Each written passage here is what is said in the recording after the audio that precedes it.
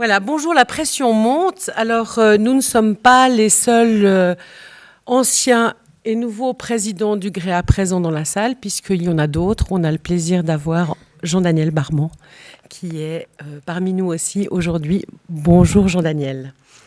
Voilà, on vous propose un petit parcours historique mettant en perspective, dans le fond, la mise en place et le développement du GREA tel que nous le connaissons aujourd'hui.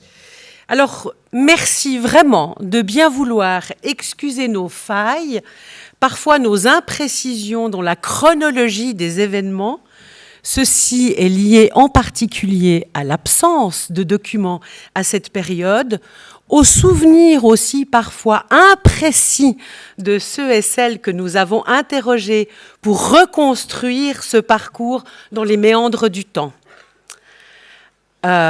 Voilà, donc c'est important de le dire parce que dans le fond, nos mémoires sont faillibles et puis voilà, il y a des choses dont on est absolument certain et d'autres choses qui sont un peu plus imprécises, disons. Mais on va faire au mieux. L'histoire, dans le fond, elle commence de la manière suivante. Il y a une première réunion préparatoire, exactement le 16 mars 1963. Alors juste, si je fais partie des vieux qu'on a sortis aujourd'hui pour ce moment festif, je précise tout de même qu'en 1963, personnellement, j'entre au jardin d'enfants du Ballon Rouge et j'ai juste 3 ans, juste pour remettre les choses dans leur perspective historique. Se retrouve à Genève pour la fondation d'un groupement médical d'abord, roman d'études sur les problèmes d'alcool. Je vous livre le courrier qu'envoie le docteur Solms et le docteur Mivla à leurs collègues travaillant dans le domaine de l'alcoolisme en Suisse romande. Chers collègues, depuis un certain temps déjà, le nombre de médecins mêlés aux problèmes posés par l'alcool et l'alcoolisme augmente. Et le besoin se fait sentir de collaborer plus étroitement sur le plan pratique et scientifique. La Commission fédérale contre l'alcoolisme mise à part, cet échange n'était possible jusqu'à présent que dans le groupement d'abstinents, où l'aspect scientifique et médical de la question était souvent négligé. Cependant, dans certaines villes de Suisse allemande, notamment à Berne et Bâle, les Suisses allemands sont toujours en avance sur les Suisses romands, c'est comme ça, des groupements médicaux commencent à s'occuper de la lutte contre l'alcoolisme sans envisager tout le problème sous l'angle de l'abstinence. Pour le moment, leurs activités se limitent plus ou moins au plan cantonal. Pour les médecins de Suisse romande, les échanges scientifiques se font principalement avec des groupements déjà existants à l'étranger. C'est ainsi que l'on constate souvent une situation paradoxale qui veut que le spécialiste de Suisse romande soit plus souvent au courant de ce qui se fait à Paris ou ailleurs de ce qui se fait en Suisse. Lors du colloque sur l'alcoolisme à l'Université de Vienne en octobre 1962, le docteur Mivla et le docteur Solms, appuyés par M. Mamin, ont considéré le moment venu d'intensifier les échanges et les contacts avec les confrères qui, en Suisse romande, s'occupent de cette question. Ils se sont retrouvés le 16 mars 1963 chez le docteur Solms à Genève et voudraient vous soumettre le projet suivant pour que vous puissiez faire opinion sur cette proposition. Création d'un groupe médical roman d'études sur les problèmes d'alcool. Activité et but de ce groupement. Collaboration dans le domaine de la recherche, de la prévention, de l'information publique et du traitement. Échange d'informations et publications scientifiques et évidemment réunions. Mais aussi formation et perfectionnement des assistants sociaux pour alcooliques en Suisse romande. Les termes évidemment ne sont pas de moi. Et contacts et échanges avec les groupements médicaux des associations de Suisse allemande. Il a été proposé de commencer par réunir prochainement quelques médecins préoccupés par la question et de leur adjoindre le même jour dans l'après-midi, quelques assistants sociaux. Le docteur Mivla a bien voulu nous inviter à Yverdon, qui a l'avantage d'être très central. Signé Dr Solms Genève et Dr Mivla Yverdon. Alors voici le premier acte retrouvé dans nos archives qui va permettre par la suite de fonder officiellement le GREA, comme il a été dit tout à l'heure en 1964. Pour la petite histoire dans l'histoire, les épouses de ces vénérables médecins, qui sont aussi véritables d'ailleurs, seront invitées par la collaboratrice du docteur Mivla à une visite du château de Grandson ou éventuellement à une excursion à Estavayer-le-Lac, qui est une très jolie petite ville d'ailleurs. Mais notons qu'à cette époque, au pays des Helvètes, les femmes n'ont pas le droit de vote. C'est aussi pour remettre dans une perspective un peu historique. Les assistants sociaux, finalement, ne seront pas vus ce jour-là, mais plus tard à Zurich, dans le cadre de la journée des assistants sociaux anti-alcooliques. Le vice-président roman de cette association, qui est nommé Daniel Schedel, dans un courrier adressé au docteur Mivla, propose à celui-ci: puisque vous prévoyez d'inviter à votre colloque quelques assistants sociaux, ne serait-il pas plus juste de parler d'un groupement médico-social plutôt que d'un groupement purement médical? Nous nous y sentirions effectivement plus à l'aise. Mais n'allez pas penser que nous faisons des complexes.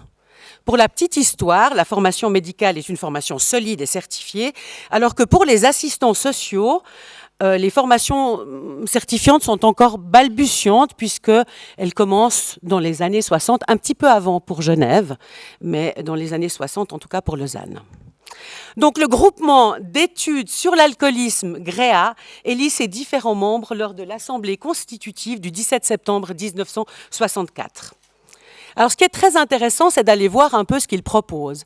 Et dans le fond, en faisant cette lecture, on a été tous surpris parce que les concepts nous semblaient, pour l'époque en tout cas, complètement novateurs et tout à fait intéressants.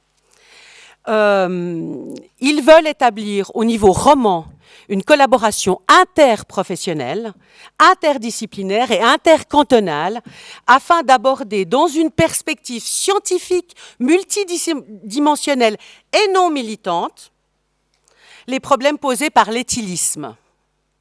C'est, nous disent-ils, ce type d'approche qui permettra à l'avenir d'éviter la dispersion des forces qui jusqu'à présent caractérisaient et handicapaient la lutte contre les maladies alcooliques. Ils mettent en place un secrétariat roman qui va être établi au sein d'un service médico-social à Bienne, charge assumée par M. Schedel, mais également une consultation consultative, une commission spéciale pour organiser des cycles de conférences, des cours de perfectionnement et une commission spéciale pour l'étude des problèmes de la délinquance, de la circulation routière en rapport avec l'alcoolisme. Ce que nous savons, c'est qu'au 31 décembre 1965, le GREA comptait 57 membres, tous engagés dans la lutte contre les abus d'alcool. 22 médecins, 25 travailleurs sociaux, 10 fonctionnaires de la santé publique et de la prévoyance sociale. Tous les services médico-sociaux, écoutez-moi parce que ça c'est important pour aujourd'hui le GREA, tous les services médico-sociaux et dispensaires anti-alcooliques romans officiels pour le traitement des alcooliques sont représentés au sein du GREA par leurs travailleurs sociaux. Le GREA collabore étroitement avec la Commission fédérale contre l'alcoolisme. Il collabore également avec les centres de formation des travailleurs sociaux qui démarrent et l'Université de Fribourg. De plus, le Conseil international de l'étude des problèmes de l'alcool et de l'alcoolisme à Lausanne accorde tout son soutien au GREA. À noter, et ce n'est pas rien dans l'histoire, l'Organisation mondiale de la santé a récemment décidé, en 1964-1965, a décidé de soutenir une lutte intensifiée sur les problématiques d'alcool. Ils vont s'appuyer, l'OMS va s'appuyer sur le Conseil international de Lausanne, celui-là même qui soutient le GREA. Le GREA développe à cette époque aussi également de précieux contacts avec le professeur Le Reboulet, directeur de la Revue française de l'alcoolisme, qui, nous dit-on, est la plus célèbre et importante publication scientifique dans ce domaine dans les pays francophones. Les tâches du GREA sont multiples, il faut faire des choix. Ses premières activités vont s'inscrire dans ce qu'il juge indispensable, à savoir l'organisation de la formation pour les professionnels concernés, mais aussi pour les personnes qui sont intéressées au problème de l'alcoolisme, c'est-à-dire les non-professionnels. Comme on n'a pas beaucoup de temps, on ne va pas vous livrer les programmes de formation du GREA de cette époque, mais nous les avons, donc si vous êtes intéressés, volontiers. Le 20 avril 1970, le GREA devient le GREAT, Groupement roman d'études sur l'alcoolisme et les toxicomanies. Effectivement, à cette époque, les problèmes de consommation d'héroïne prennent de l'importance en Suisse romande. Alors évidemment, 60 ans, c'est à la fois très proche et très loin à l'aune de l'histoire humaine, mais ce que nous pouvons relever, c'est que la fondation du GREA marque radicalement un changement de vision. Elle veut résolument sortir d'une conception de l'alcoolisme délinquance ou de l'alcoolisme péché. Elle veut sortir aussi d'une carence médico-sociale pour pouvoir travailler ensemble, promouvoir la création, le développement de services thérapeutiques modernes pour alcooliques qui passent par la formation et le perfectionnement continu des spécialistes, médecins et travailleurs sociaux. Tous formés ensemble, et c'est ça qui est aussi tout à fait intéressant pour l'époque. Il s'agit d'une activité qu'ils décrivent comme étant non passionnelle et non militante, mais médico-psychosociale qui se veut scientifique. Cette démarche, dans le fond, elle est aussi très pragmatique, car conscient qu'ils ne pourraient pas créer de nouvelles structures ou imposer aux services existants des modifications, ils se sont attelés en premier lieu au perfectionnement professionnel des personnes clés, identifiées comme étant les personnes clés. Transformer par la formation les structures depuis l'intérieur. Ça me fait penser à quelques stratégies politiques utilisées par certains groupes. Non ? C'est un peu trotskiste, ça, non ? Voilà. Ce qui frappe dans les écrits consacrés aux 10 ans d'activité du GREA, c'est à la fois la vision pragmatique sur ce que dit la science, en tout cas de ce que dit la science à cette époque-là, ce qu'ils savent de ces questions et sur la manière dont doivent évoluer les prises en charge. Mais c'est aussi la manière dont ils pensent l'intégration nécessaire de tous les professionnels concernés qui doivent pouvoir se former ensemble. Les réflexions didactiques, c'est comme ça qu'ils le décrivent, ce que nous pourrions appeler aujourd'hui d'andragogie, mettent en avant la nécessité du croisement des regards, des savoirs dans un espace de formation réflexif qui travaille beaucoup à partir de concrets, de vignettes, voire de jeux de rôle, ce qui est parfaitement novateur à cette époque. Nous les trouvons donc résolument modernes dans la conception qu'ils ont de la formation, mais aussi dans la manière de penser et de prendre en compte les écueils d'une prise en charge pluridisciplinaire en traitant toutes ces questions dans des espaces de formation. Ces 10 premières années ont donc permis de construire un langage, des concepts communs autour des différentes questions d'alcoolisme, partagés par les différents professionnels qui sont impliqués, en développant une prise de conscience générale de l'importance du travail social et médical dans ce domaine. Ils mettent aussi en évidence que le but de leurs efforts n'est pas de répondre à un enseignement dogmatique, ni de tendre vers une uniformisation des conceptions et des attitudes, et ils se réjouissent de voir dans leurs réunions surgir des opinions, des conceptions et des attitudes différentes qui animent les débats et surtout qui empêchent de se confiner dans une satisfaction de soi aussi inadéquate qu'inefficace. Ce sont les paroles du docteur Mivla. Moi, je les trouve plutôt bien pour l'époque. Et il était psychiatre. Ensuite, l'histoire se perd un peu. Nous savons que le premier cahier du GREA est publié en 1977, 77 pour les francophones. Cette revue que certains qualifiaient de semi-scientifique. Pendant quelques années, la revue semble être le moteur du GREAT, qui engage d'ailleurs Madame Elisabeth Neu comme collaboratrice scientifique. C'est les premières salariées du GREA. Certains groupes de travail persistent, mais malheureusement, on en a peu de traces. Ce que nous savons par contre avec certitude, c'est que le GREA participe à la Commission fédérale des stupéfiants à la fin des années 80. Les membres de comités changent, les problématiques évoluent, la consommation d'héroïne commence à poser de véritables difficultés, de nouvelles institutions voient le jour depuis les années 70. Les conceptions s'affrontent, les problèmes de drogue semblent occuper toute la place. On revient à des visions, dans le fond, assez clivantes des problèmes et des réponses à apporter.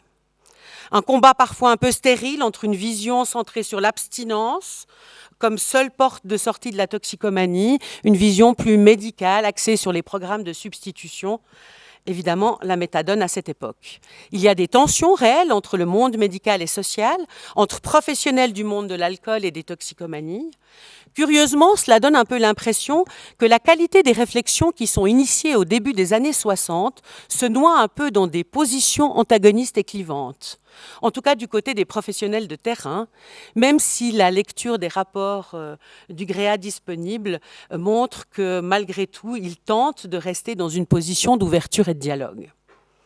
Dans les années 80, c'est l'apparition du sida qui ravage évidemment les usagers et usagères de drogue. Il faut donc impérativement faire évoluer les pratiques, les conceptions. C'est le balbutiement de la réduction des risques qui vont commencer à voir le jour. Jean-Daniel Barman, premier président non médecin, va organiser dans ces années un voyage au Québec où les membres du GREA reviennent avec dans leur valise le concept du bar ouvert. Milieu des années 80 sont aussi marqués par les scènes ouvertes, Platts, Spitz, Letton. Il est urgent de rencontrer les consommateurs et les consommatrices là où ils, elles se trouvent. En Suisse romande, par exemple, les équipes de la Ligue jurassienne contre les toxicomanies, emmenées par Fernand Poupon, sont les premiers des romans à franchir le Röstigraben, qui est la frontière pour les non-suisses, la frontière qui sépare la Suisse romande de la Suisse alémanique, qu'on appelle le Röstigraben. Et donc, ils vont aller dans les scènes ouvertes, rencontrer les usagers. La Confédération va adopter le premier programme de mesures en vue de réduire les programmes de drogue en 1991 pour répondre aux difficultés posées par les scènes ouvertes de la drogue dans plusieurs grandes villes. Elle ouvre la voie vers une nouvelle approche, non plus principalement axée sur l'abstinence, mais une nouvelle approche dont le succès s'est confirmé jusqu'ici et qui a été évidemment imitée dans plusieurs pays, cette approche qui allie prévention, thérapie, réduction des risques et répression, d'où son nom de politique des 4 piliers. De 1993 à 2002, ce sont les années de Ruth Dreyfus. Je sais qu'elle est présente dans la salle. Madame la Présidente, merci d'être là. Ruth Dreyfus, c'est un peu pour les Français, et les Belges, et les Québécois. Elle a été présidente de la Confédération, donc un peu c'est... Pour les Français, aujourd'hui, c'est Macron. Nous, on a eu Ruth Dreyfus. Comparaison n'est pas raison, hein. Comparaison n'est pas raison. Comparaison n'est pas raison.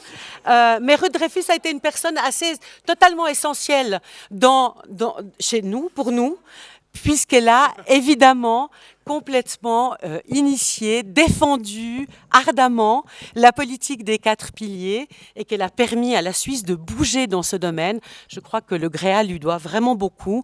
Et merci d'être présente là aujourd'hui parmi nous, Madame Dreyfus.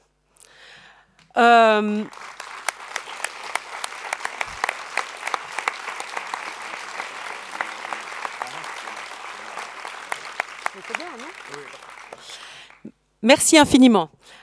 Au début des années 90, le GREA obtient un mandat de l'OFSP pour organiser la formation dans le domaine des dépendances avec des programmes qui s'appellent ARIA. Des permanents sont engagés pour développer ce dispositif de formation qui s'adresse aux professionnels du domaine, mais aussi au personnel administratif. Quelques groupes de travail thématiques sont maintenus. Les activités semblent surtout orientées vers la formation, la publication des cahiers du GREA, ainsi que sur des participations actives à, les plus vieux s'en souviennent, les RIT, donc l'Association européenne des rencontres des intervenants en toxicomanie, qui essaie de réfléchir de façon beaucoup plus globale et de façon européenne aux questions des addictions. Au niveau international, d'ailleurs, le GREA a participé aussi aux éditions de la CLATS qui vont se terminer en 2009 à Porto. L'équipe est restreinte, dispose de peu de moyens, ça il faut le dire, et ce sont surtout l'engagement des professionnels qui l'apportent. Le comité fonctionne de manière un peu particulière. Il faut atteindre le quorum pour pouvoir tenir séance. Lorsqu'il y a désaccord, il suffit que certains membres ne se présentent pas pour empêcher à la discussion d'avoir lieu. Richard Colzer, jeune travailleur social, fonde Contact dans le Jura bernois. Il se met en quête d'autres professionnels du domaine. Il rencontre Jean-Daniel Barman et il décide de proposer au comité la création d'un groupe de travail prévention jeunesse, qui va devenir le premier groupe de travail thématique du GREAT. Convaincus de l'importance de développer et de défendre la prévention, les membres de ce groupe adressent au Conseil fédéral, et ce n'est pas encore Madame Dreyfus qui est à la charge de ce département, mais Flavio Cotti, une lettre soulignant que la prévention est essentielle, mais insuffisamment soutenue par la Confédération, et que la Confédération devrait s'investir davantage dans ce domaine. Contre toute attente, ils sont invités par Flavio Cotti, ministre de l'Intérieur, entre 87 et 92. Les débats sont houleux pour déterminer qui va représenter le GREAD lors de cette rencontre. Et ce sont finalement Fernand Poupon, Jean-Michel Clerc, Elisabeth Neu et Richard Colzer qui participeront à cette séance. Rencontre quand même le Conseil fédéral, c'est un enjeu important. Ils peaufinent leurs arguments, se préparent avec soin. Et lors de la séance, Elisabeth Neu déclare avec emphase qu'il est temps de se sortir de la dictature des ayatollahs de l'abstinence. Flavio Cotti lui répond que ses amis de la Croix-Bleue tessinoise ne sont pas des ayatollahs, puis il quitte la salle, laissant planer un avenir plutôt morose, et surtout les membres du GREA ont l'impression que le rendez-vous tant attendu avec le ministre est raté. Ces prises de position du groupe Prévention Jeunesse auront un impact sur le comité du GREA, notamment pour ceux qui défendent l'abstinence, comme le Levant, la Croix-Bleue, etc. En 1994, malgré quelques difficultés, Richard Colzer devient président du GREA. Après Jean-Daniel Barman, il est le premier issu du travail social, mais issu exclusivement des drogues illégales, et il devient président de cette vénérable association. Les activités du GREA vont se diversifier réellement avec l'arrivée en 1996 de Gérald Progin en tant que coordinateur. Donc il y a un salarié qui est engagé au GREA. C'est à partir de ce moment que les actions du GREA vont se déployer dans le domaine de la prévention avec des programmes comme Café Saigon, issu du bar ouvert d'ailleurs, amené par Jean-Daniel Barman du Québec, puis plus tard le programme Fil Rouge, programme de prévention dans les institutions qui s'inscrit en partenariat avec la Maison des Jeunes et l'ESP, devenue la Haute École de Travail Social plus tard. Un des premiers dossiers confiés à Gérald Progin par Richard a été la création de la revue destinée aux professionnels à construire avec l'ISPA, l'ISPA devenue aujourd'hui Addiction Suisse, la revue Dépendance qui est lancée en février 1997-1997 sur le thème Ecstasy, phénomène de mode ou danger pour la jeunesse. Dans le domaine de la formation, le programme ARIA n'est pas reconduit par l'OFSP qui souhaite développer des cursus de formation diversifiés. L'OFSP se tourne alors vers tous les acteurs du domaine de la formation en les mettant en concurrence. Le coup de génie du GREA, coup de génie vraiment, fut de proposer à toutes ces instances de se fédérer pour fonder la FORD, Fédération des offres de formation dans le domaine des dépendances. FORD qui se construit en 98, ce qui a permis de mettre en place les formations certifiantes dans le domaine des addictions. Outre la revue et la formation, différents groupes de travail sont constitués, réunissant des professionnels autour de thématiques qui touchent le domaine des addictions. Prévention, on l'a évoqué, première vraie plateforme, mais aussi femmes dépendance, réduction des risques, etc., qui deviendront les plateformes actuelles du GREA. Et si vous vous rendez sur le site du GREA, vous voyez à quel point ces plateformes sont nombreuses et diversifiées aujourd'hui. Au milieu des années 90, le GREA s'engage également dans le lobbying politique. Les professionnels expriment leur point de vue et jouent un rôle essentiel dans les politiques drogue. Certains se souviendront de l'époque de Droleg, initiative politique pour une politique en matière de drogue qui a été rejetée en novembre 98, ainsi que l'initiative Jeunesse sans drogue rejetée en 97. Les arrêtés fédéraux sur les prescriptions d'héroïne suivront dans les années suivantes. La particularité de l'Helvétie, c'est quand même que ces questions se discutent, sont discutées au niveau des groupes politiques, mais au niveau de la population générale, et qu'on est souvent appelé aux urnes pour faire valoir, dans le fond, notre point de vue. Et ça, c'est un élément très important parce que je trouve que ce débat démocratique, on le voit, il n'a pas lieu forcément dans d'autres pays qui sont aujourd'hui présents ici. Le réseau se spécialise avec la fondation en 2000 de la Société suisse de médecine de l'addiction, puis très vite de la Coroma, Collège roman de médecine de l'addiction. Gérald Progin quitte le GREA et à son départ, Nicolas, salut, il est dans la salle, est engagé. Mais en fait, il n'est pas du tout à l'aise dans cette nouvelle fonction et préfère retourner sur le terrain en acceptant le poste de directeur de la Fondation ABS à Lausanne. À ce moment-là, le GREA est en crise. Il ne reste plus dans le SAF qu'un responsable de formation. Il est aussi là, je crois, dans la salle, Christian, et une secrétaire à temps partiel. Et une folle qui accepte de reprendre la présidence avec la conviction forte de l'utilité de cette association qu'il ne faut pas laisser mourir. Même si les professionnels, dans le fond, continuent à s'investir dans les plateformes, la situation est tendue. Le comité de l'époque se met au concours le poste de secrétaire général et après plusieurs mois de vacances, c'est Jean-Félix Savary qui est engagé. Il se présente à son entretien d'embauche habillé comme un banquier.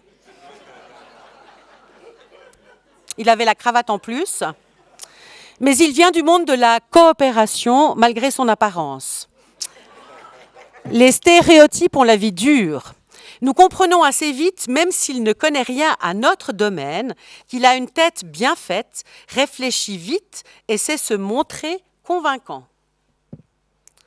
Le travail du GREAT, qui va redevenir le GREA, donc groupe roman sur les addictions, s'intensifie sur les questions politiques avec l'arrivée de Jean-Félix Savary en décembre 2004.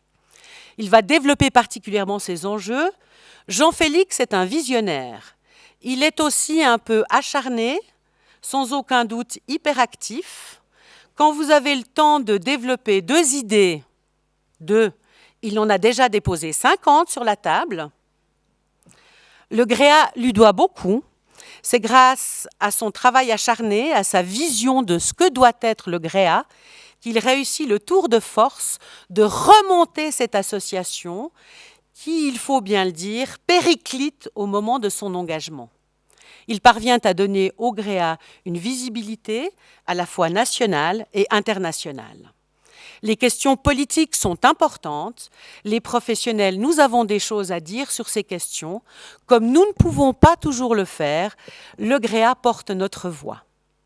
Un autre enjeu politique arrive très vite, la votation de la LSUP le 30 novembre 2008. Jean-Félix s'investit sans compter pour fédérer les professionnels autour de cette votation. À vous. Voilà, j'ai pas encore pris la parole que déjà j'ai mon ex-collègue Romain qui me dit plus que 10 minutes. Alors c'est parfait. Vous êtes réveillés? Alors on va voir ce que ça donne sans coke, mais avec un petit peu de précipitation. Alors c'est parti, mon kiki. Sans les notes, ça ira peut-être plus vite. Donc on arrive, donc Jean-Félix Savary en duo avec Viviane Prats, c'est un duo qui détonne. Viviane arrive dans les années 2010 à me faire rentrer au comité, à me filer la plus ou moins vice-président, membre de je ne sais pas trop quoi. Je pense que je devais être ivre ou complètement absent. J'ai accepté la présidence en 2012, sauf erreur.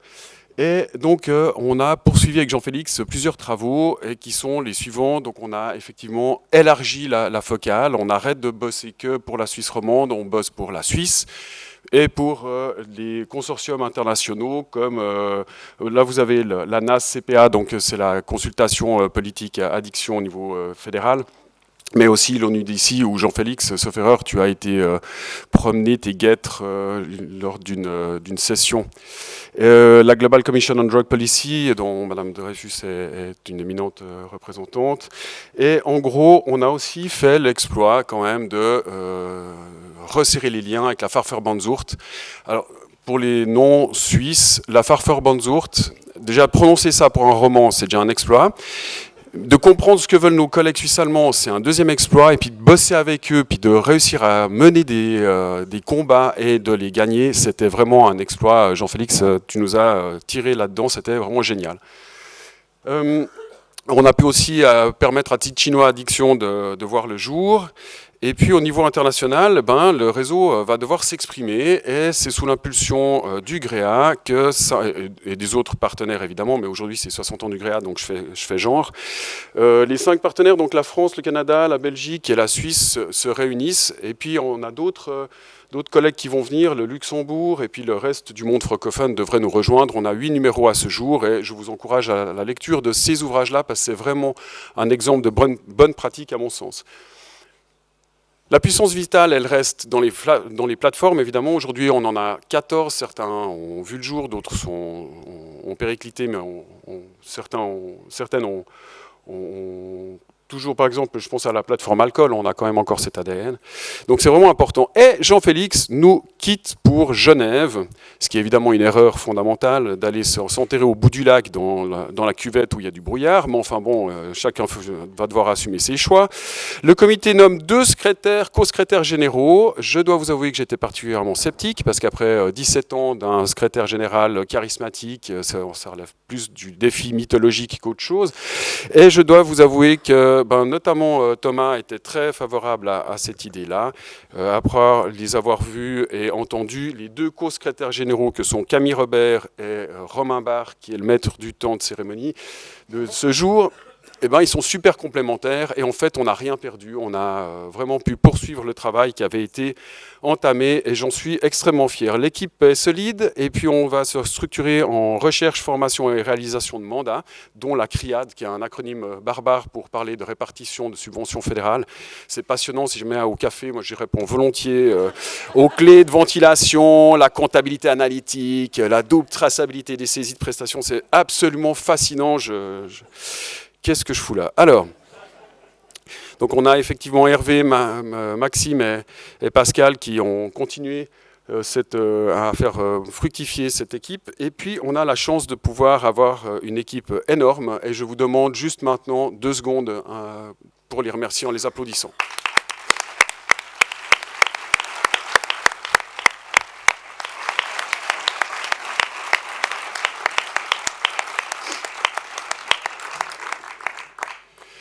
Voilà, c'est fini. Non, c'est pas vrai. On nous a demandé un mot, une vision de ce que pourrait être le GREA en 2034. Je vais juste vous lire un petit texte parce qu'avec l'émotion, j'avais peur de me gaufrer.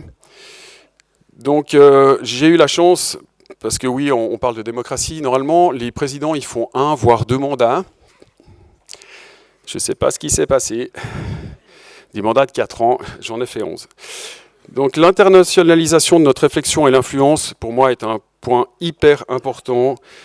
Ça permet d'élargir la focale, de démoraliser. On a beaucoup parlé de ça hier. Le mot stigmate est apparu à plusieurs reprises. J'ai encore pas tout digéré ce que j'ai vécu hier, mais je pense que c'est vraiment quelque chose d'absolument fondamental, d'avoir une vision pragmatique et humaniste. Je pense que l'internationalisation de notre réflexion nous nourrit autant qu'elle nourrit les autres.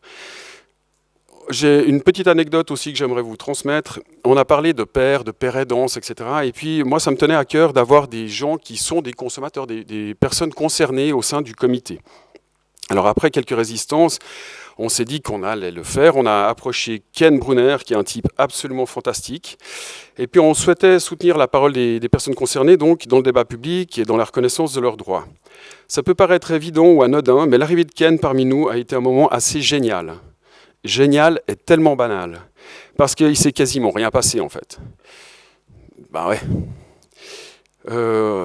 On prônait l'égalité, mais nous étions un peu soucieux qu'il puisse se sentir à sa place, vous savez, le côté un peu paternaliste, bienveillant, dont je suis très, très friand.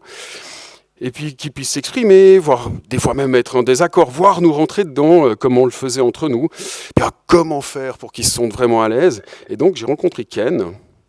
Il est arrivé avec la même posture que nous. Il dit « Je viens, je donne mon avis, je participe au débat, mais je représente finalement que moi et je vous apporte mon expérience et mes idées. » Et puis, je peux vous dire qu'il en a une brouette. Si Jean-Félix, il en a 50, Ken, il en a, je pense, autant. Et en fait, il était exactement comme nous. On n'a pas eu le temps de jouer au paternalisme bienveillant, encore une fois. Et puis, on était tous, en fait, dans le bain. Et à la sortie du premier comité, je viens vers lui en disant, bah alors Ken, comment tu t'es senti? Puis il dit, je sais pas, toi, tu t'es senti comment? J'ai rien à rajouter à cette remarque. La fédération des associations professionnelles aussi, ça reste un enjeu. On en a parlé, je ne vais pas revenir là-dessus. Je pense qu'on a pu dépasser les guéguerres de tourelles entre le domaine médical, social et juridique. La formation, évidemment, le casque est même devenu le DAS Ford. Je pense que c'est extrêmement précieux. Je ne veux pas embêter les gens de la HES ou de l'Uni, mais les addictions, c'est très peu travaillé. Et on se retrouve sur le terrain avec des gens super motivés, super chauds, super mal payés et très peu affûtés. Donc, peu affûtés? Vous laissez passer ça, peu affûtés. Une liaison mal à propos, faites attention. Je finirai quand même par le domaine sociopolitique. J'ai vécu une loi sur les stupéfiants qui avait une 60aine d'années, puis nous sommes battus contre les conservatismes et dans les médias et dans les rues et sur les marchés et contre voilà, d'autres partis, dans nos rangs aussi parfois. Le but était d'obtenir une politique coordonnée, humaniste entre les différents piliers, d'en favoriser un, qui est un peu hors cadre, malheureusement, celui des droits humains, et je pense que le GREA y arrive très très bien. 2 slogans m'ont marqué au fer rouge dans ma carrière professionnelle qui approche les 30 ans. Rien sur nous sans nous, et la consommation n'est pas un crime. La révision de la STUP remportée en 2008, nous étions galvanisés et prêts à faire bouger les lignes, mais comme dans les progrès féministes et d'égalité de genre, j'ai quand même le sentiment d'un backlash régulier. Celui qui concerne les additions, me semble plus sournois. Je vous le livre, et évidemment, c'est ni scientifique, ni étayé, ni sérieux, voilà. C'est donc un testament.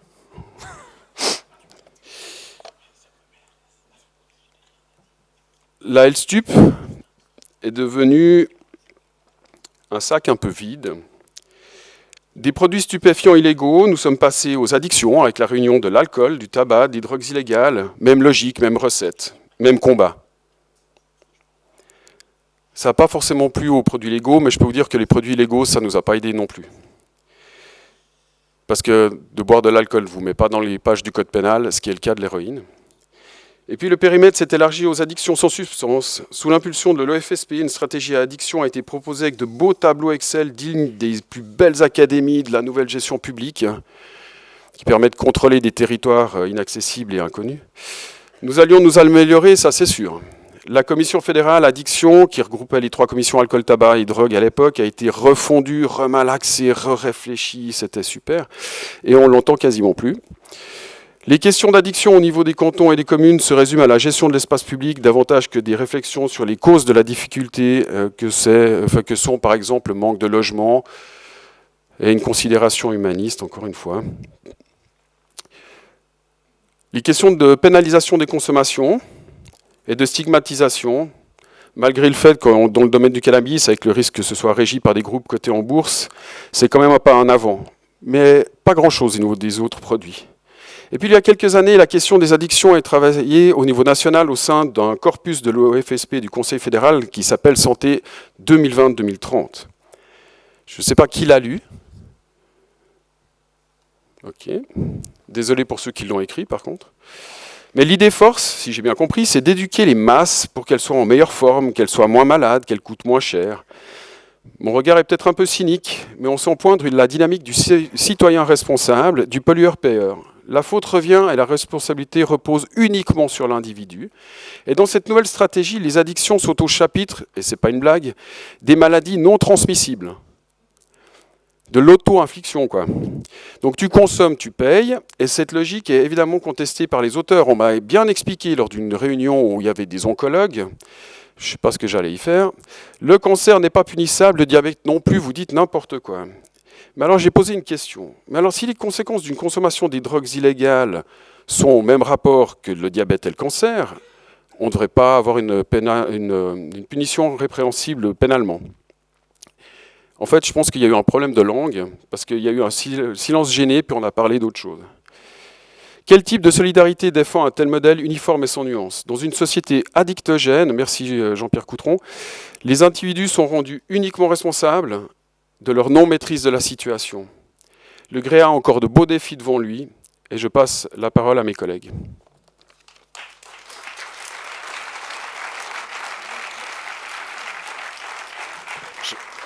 Je vais conclure.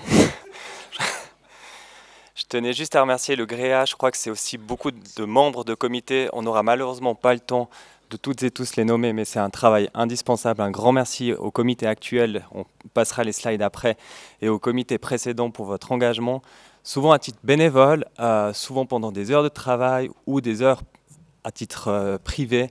Et un grand merci parce que vous êtes tellement important de pouvoir faire remonter ces besoins. Donc ça, c'est nécessaire.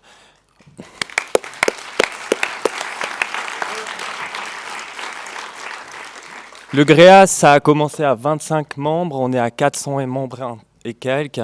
C'est le poids aussi de ces membres. Les plateformes sont un excellent relais de pouvoir faire porter des messages, continuer à travers ces plateformes, continuer à nous faire remonter les messages. Le comité n'est rien d'autre qu'une courroie de distribution par rapport à ça. On doit être le plus fidèle et le plus proche des réalités terrain. Et enfin, un dernier axe qui me tient à cœur pour la suite du GREA, c'est de continuer à exercer ce pouvoir et ce lobby politique qui est tellement indispensable. Nous sommes dans un système de politique de milice. Aujourd'hui, nos politiciens, et je les en remercie aussi, ils s'engagent souvent à titre bénévole ou de manière pas simple, etc. C'est pas toujours une tâche ardue, etc. Il faut aussi des fois leur rendre hommage. Mais notre boulot, c'est aussi de les sensibiliser sur des questions complexes, sur des enjeux, pour leur donner un maximum de grilles de lecture là autour. Merci.